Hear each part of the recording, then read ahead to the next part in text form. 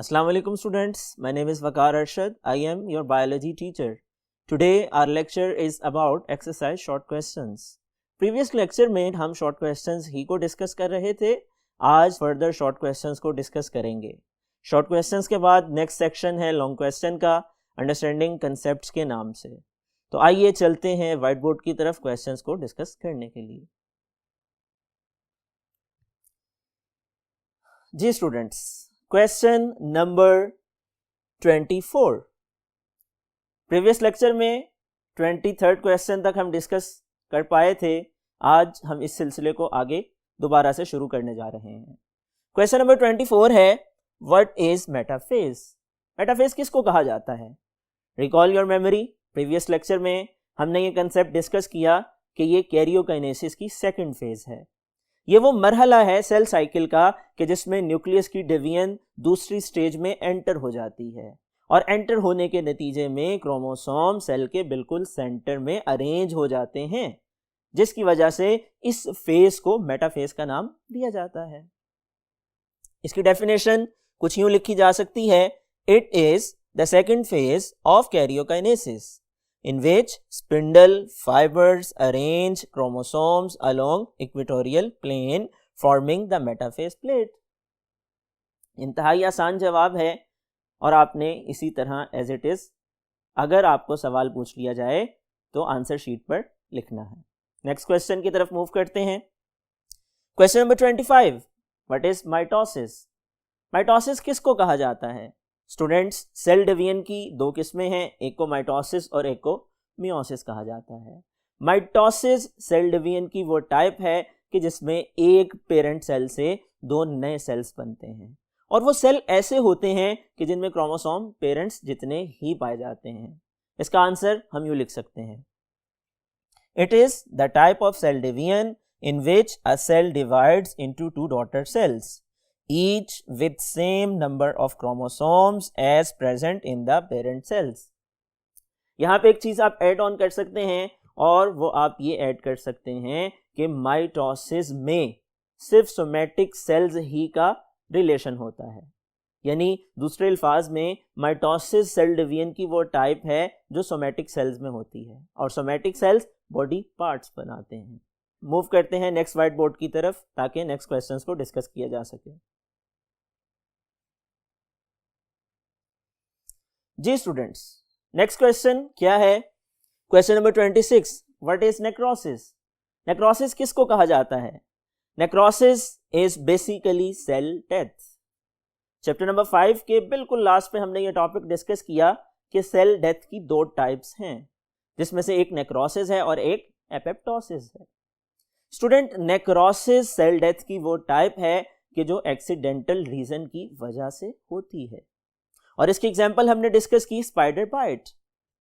जब स्पाइडर काटता है तो उसके नतीजे में जो जख्म आता है उससे वहां मौजूद सेल डेड हो जाते हैं और ये नेक्रोसिस की एग्जांपल है. इसका आंसर हम यूं लिख सकते हैं,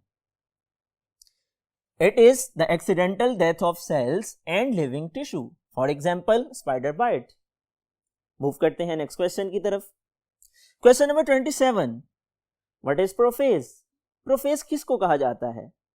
स्टूडेंट्स, प्रोफेज सेल डिवीजन में कैरियोकाइनेसिस का पहला मरहला है कि जिसके अंदर सेल अपने जिस्म में मुख्तलिफ तब्दीलियां लेकर के आता है और उन तब्दीलियों में सबसे नुमाया तब्दीली क्रोमेटिन का कंडेंस हो जाना है और सिकुड़ करके क्रोमोसोम में तब्दील हो जाना है. उसके बाद दूसरी तब्दीली ये आती है, न्यूक्लियर इन्वेलप डिसअपीयर हो जाता है, न्यूक्लियोलस भी डिसअपीयर हो जाता है और सेंट्रियोल डुप्लीकेट करते हैं. इसका आंसर हम यूं लिख सकते हैं, it is the first phase of karyokinesis in which chromatin condenses to chromosome, nuclear envelope and nucleolus disintegrate and mitotic spindle form. Student, वो पूरा स्ट्रक्चर जो प्रोफेज में वजूद में आता है कि जिसमें स्पिंडल फाइबर्स क्रोमोसोम के साथ अटैच्ड होते हैं, उसको माइटोटिक स्पिंडल का नाम दिया जाता है. इसके साथ आप एक चीज मजीद ऐड ऑन कर सकते हैं और वो ये है, it has slight difference in mitosis and meiosis. और वो स्लाइट डिफरेंस क्या है? माइटोसिस की प्रोफेज में और मियोसिस की प्रोफेज में डिफरेंस ये है, माइटोसिस में क्रोमोसोम सेपरेट होते हैं, जबकि मियोसिस का जिक्र करें तो मियोसिस में क्रोमोसोम होमोलोगस पेयर्स के फॉर्म में सिनेप्सिस करते हैं, पेयरिंग करते हैं, क्रॉसिंग ओवर होती है। तो ये चीज हम इस तरह से शॉर्ट क्वेश्चन के आंसर में मेंशन कर सकते हैं। मूव करते हैं नेक्स्ट क्वेश्चन की तरफ। Question number 28, what is S phase? S phase किसको कहा जाता है? स्टूडेंट, एस फेज इंटरफेज का सेकंड फेज है। इंटरफेज सेल साइकिल का वो मरहला कि जिसमें सेल अपने आप में तब्दीलियां लेकर के आता है, वो तब्दीलियां जो नागुज़ीर हैं सेल की तकसीम के लिए।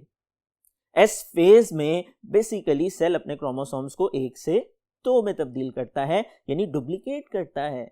इसी वजह से एस फेज को सिंथेसिस फेज का नाम भी दिया जाता है। इसका आंसर हम यूं लिख सकते हैं, it is the second stage of interphase in which cell duplicates its chromosomes and so named as synthesis phase.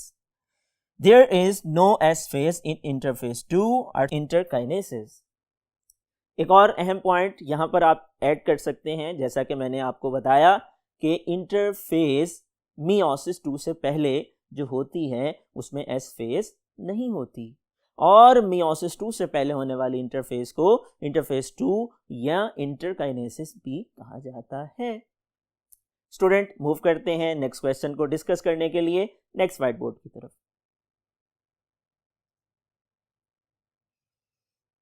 Ji students, next question है क्वेश्चन नंबर 29। क्वेश्चन नंबर 29 है, व्हाट इज साइनेप्सिस? साइनेप्सिस किसको कहा जाता है? Students, synapsis कहा जाता है meiosis 1 की प्रोफेज 1 में होमोलोगस क्रोमोसोम्स के आपस में पेयर अप होने को। क्रोमोसोम्स का पेयर अप होना साइनेप्सिस कहलाता है, और ये कैरेक्टरिस्टिक प्रॉपर्टी है मियोसिस 1 की प्रोफेज 1 की। इसका आंसर हम यूं लिख सकते हैं, it is a process during prophase 1 in which the homologous chromosomes line up with each other and form pairs. Students, move करते हैं next question की तरफ। Question number 30, what is telophase? Telophase किसको कहा जाता है? Students, टीलोफेज कैरियोकाइनेसिस का, खा वो माइटोसिस हो या मियोसिस 1 हो या मियोसिस 2 हो, लास्ट फेज है। टीलोफेज रिवर्स प्रोफेज है। टीलोफेज में आने वाली तब्दीलियां प्रोफेज का ऑपोजिट होती हैं, प्रोफेज से उलट होती हैं। वो तब्दीलियां क्या हैं? दोबारा से न्यूक्लियस का न्यूक्लियर इन्वेलप बन जाता है, न्यूक्लियोलस दोबारा से रीअपीयर हो जाता है, क्रोमोसोम दोबारा से क्रोमेटिन में अनफोल्ड हो जाते हैं, और न्यूक्लियस की तकसीम का अमल मुकम्मल हो जाता है। इसका आंसर हम यूं लिख सकते हैं, it is a reversal phase of prophase in which nuclear division completes, chromosomes unfold into chromatin, nucleus and nuclear envelope appear and chromosomes divide completely. Student, ये शॉर्ट क्वेश्चंस थे जो कि आपकी एक्सरसाइज में मौजूद थे। ये तमाम short question examination point of view से इंतहाई अहमियत के हामिल हैं, और आप लोगों ने फ़ौरन से पहले इन तमाम सवालात को याद कर लेना है। ना सिर्फ याद करना है बल्कि तैयार करने के लिए इन तमाम सवालात को आपने अपनी नोटबुक्स पे नोट डाउन करना है, ताकि ये सवालात आपके इम्तिहानात में, आपकी तैयारी में मुआविन साबित हो सकें। और ये बात याद रखिएगा कि बोर्ड एग्जामिनेशन में एक्सरसाइज में से 50%, ऑलमोस्ट 50% शॉर्ट क्वेश्चंस और एमसीक्यूज पूछे जाते हैं। इसी अहमियत के पेश नज़र आपने इन सवालात को अच्छे तरीके से तैयार करना है। अब हम मूव करते हैं नेक्स्ट सेक्शन की तरफ, जो कि लॉन्ग क्वेश्चन से रिलेटेड है। और लॉन्ग क्वेश्चंस में जो कंसेप्ट्स हमने डिस्कस किए उन्हीं से मुतल्लिक कुछ सवालात हैं। और पहला सवाल है question number 1, cell cycle and its main phases. बताइए सेल साइकिल क्या है और उसकी मेन फेजेस क्या हैं। Students, recall your memory, review your lecture we have discussed in lecture number 1। हमारा लेक्चर नंबर 1 इसी टॉपिक से रिलेटेड है। आपको अगर ये सवाल लॉन्ग क्वेश्चन के पॉइंट ऑफ व्यू से आ जाता है तो इसमें आपने प्रॉपर हेडिंग्स बनानी है। सबसे पहले माइटोसिस की हेडिंग बनाएंगे, हेडिंग के साथ उसकी डेफिनेशन ऐड करेंगे और फिर उसके बाद उसकी फेजेस की हेडिंग बनाएंगे, कैरियोकाइनेसिस की हेडिंग बनाएंगे, प्रोफेज, मेटाफेज, एनाफेज और टीलोफेज की हेडिंग देंगे और उसके साथ आप उनकी डिटेल विद डायग्राम मेंशन करेंगे। इसके बाद नेक्स्ट क्वेश्चन क्या है डिस्कस करने के लिए मूव करते हैं नेक्स्ट बोर्ड की तरफ।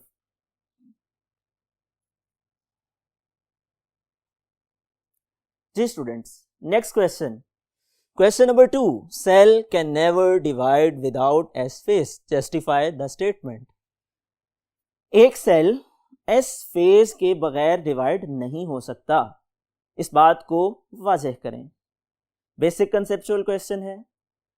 अगर आपको याद हो प्रीवियस लेक्चर में हमने डिस्कस किया था, एस फेज में सेल अपने क्रोमोसोम्स को डुप्लीकेट करते हैं, 1 से 2 में तब्दील करते हैं, और अगर एस फेज ना हो क्रोमोसोम की डुप्लीकेशन नहीं होगी, और अगर क्रोमोसोम की डुप्लीकेशन नहीं होगी तो सेल के न्यूक्लियस की डिवीजन भी आगे कंटिन्यू नहीं हो सकती है।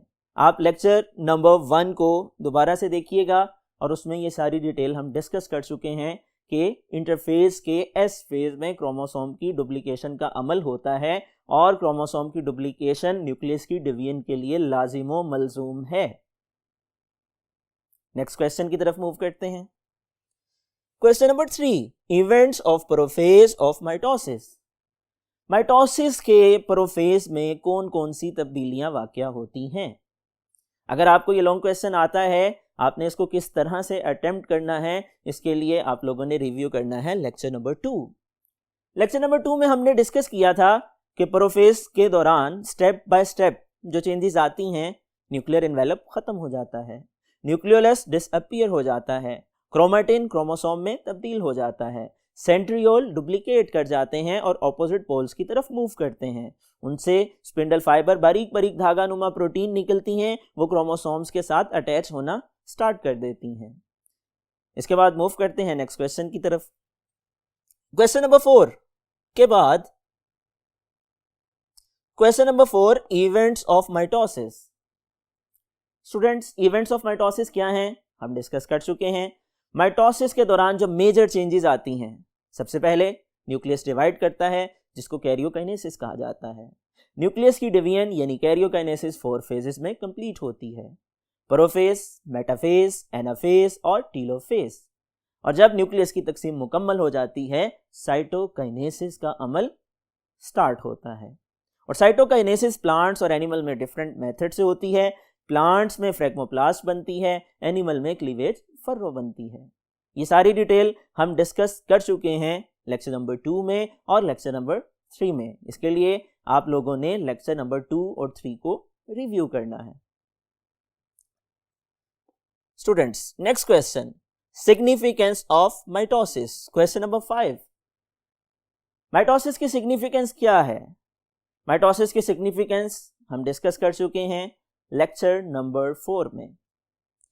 और सिग्निफिकेंस में हमने डिस्कस किया था माइटोसिस की वजह से क्रोमोसोम्स मेंटेन रहते हैं, जितने पेरेंट में हैं उतने नए बनने वाले सेल्स में जाते हैं।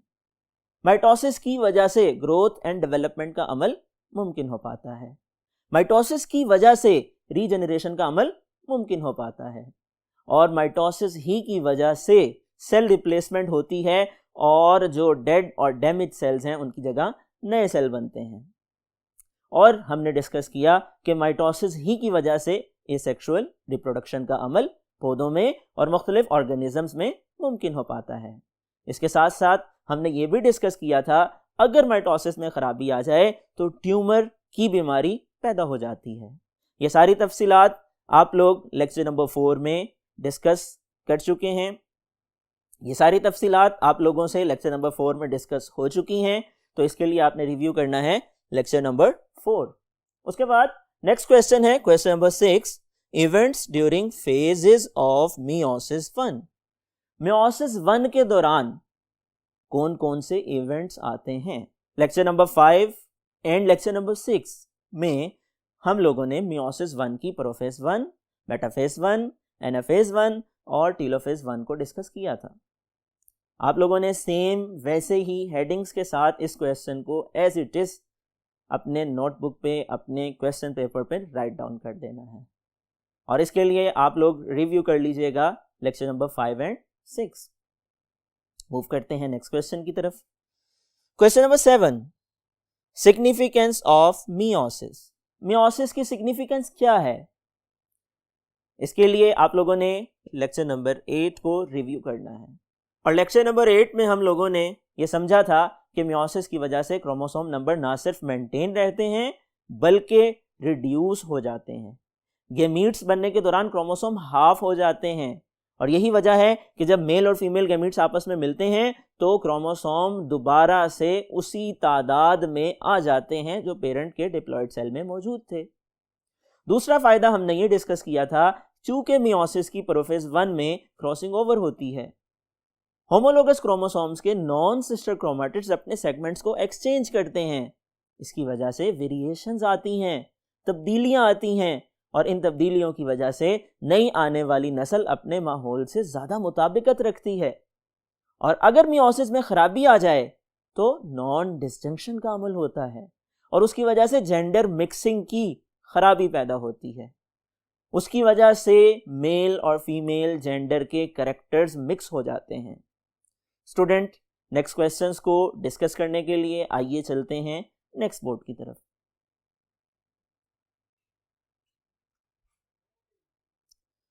जी स्टूडेंट्स, मूव करते हैं नेक्स्ट क्वेश्चन की तरफ और क्वेश्चन है question number 8। Question number 8, mitosis and meiosis. Mitosis and meiosis में क्या डिफरेंस है? हम डिस्कस कर चुके हैं प्रीवियस लेक्चर्स में। माइटोसिस और मियोसिस में मेजर डिफरेंस मियोसिस 1 का है। माइटोसिस के मुकाबले में मियोसिस 1 में क्रोमोसोम्स पेयर अप होते हैं, सिनेप्सिस होती है, क्यास्मेटा बनते हैं और क्रॉसिंग ओवर का अमल होता है। जबकि इसके बरअक्स माइटोसिस में क्रोमोसोम सेपरेट सेपरेट अरेंज होते हैं, उनमें कोई क्रॉसिंग ओवर का अमल नहीं होता, ना ही क्यास्मेटा बनते हैं और ना ही सिनेप्सिस होती है। इसके लिए आप लोग रिव्यू करेंगे लेक्चर नंबर 8। नेक्स्ट क्वेश्चन है question number 9, necrosis and apoptosis. Students, necrosis and apoptosis क्या हैं? ये लास्ट लेक्चर हमारे चैप्टर नंबर 5 का, जिसमें हमने डिस्कस किया था, ये सेल डेथ की 2 टाइप्स हैं कि जिनके अंदर सेल डेथ वाकया होती है। एपोप्टोसिस और नेक्रोसिस में बेसिक डिफरेंस क्या है? एपोप्टोसिस प्रोग्राम्ड सेल डेथ को कहा जाता है, जबकि नेक्रोसिस एक्सीडेंटल सेल डेथ को कहा जाता है। स्टूडेंट, ये पूरा क्वेश्चन अटेम्प्ट करने के लिए आपने सेम उन्हीं हेडिंग्स को यूटिलाइज करना है जो कि हम प्रीवियस लेक्चर में डिस्कस कर चुके हैं। स्टूडेंट्स, ये लॉन्ग क्वेश्चंस थे जिनको हमने डिस्कस किया और लॉन्ग क्वेश्चंस को अटेम्प्ट करने के लिए हमेशा प्रेजेंटेशन मैटर करती है। प्रेजेंटेशन में आप लोगों ने मार्कर का इस्तेमाल करना है। जिस तरह आपके सामने व्हाइट बोर्ड पे हर चीज़ मेंशन्ड है, क्लियर है, इसी तरह से आपके क्वेश्चन पेपर पे हर चीज़ क्लियर होनी चाहिए। मार्कर को इस्तेमाल कीजिए, हेडिंग दीजिए और डेफिनेशन हो या कोई भी सवाल का जवाब हो, एक्सप्लेनेशन हो, कोई भी पहलू हो, आपने एक सिमेट्री में लिखना है, एक तरतीब से लिखना है और लाइनों को एक अच्छे अंदाज में प्रेजेंट करने के लिए ज़रूरी है कि आप पैराग्राफ बनाएं। आप लंबे लंबे पेजेस को फिल करने की बजाय छोटे छोटे पैराग्राफ बनाएं और मुझे उम्मीद है कि आप टीचर की इन इंस्ट्रक्शंस को फॉलो करेंगे और अच्छे नंबर हासिल करने में कामयाब होंगे। इसी के साथ अपने टीचर को इजाज़त दीजिए। अल्लाह हाफिज़।